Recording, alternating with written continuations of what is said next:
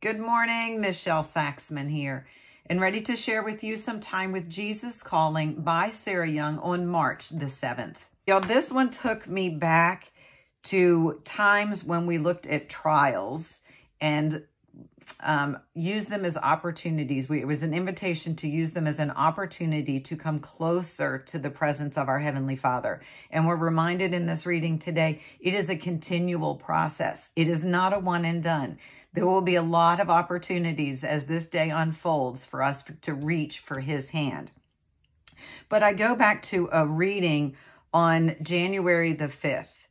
It is through problems and failure, weakness and neediness that you learn to rely on me. And it is that journey of self-awareness, awareness that we are in a state of helplessness. The culture wants us to hide our weaknesses. Our Heavenly Father encourages us to embrace those weaknesses, those chasms, those gaps, those confusions and misunderstandings, and to reach for His hand to fully fill us in those times. The culture defines a victorious life very, very differently than our Heavenly Father.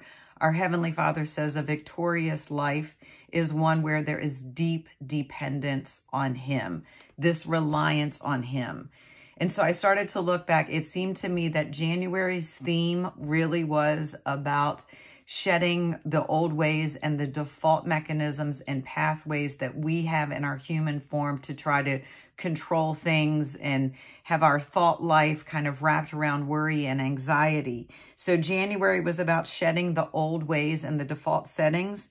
And it was an opportunity to grow in trust with our Heavenly Father, for I know the plans I have for you.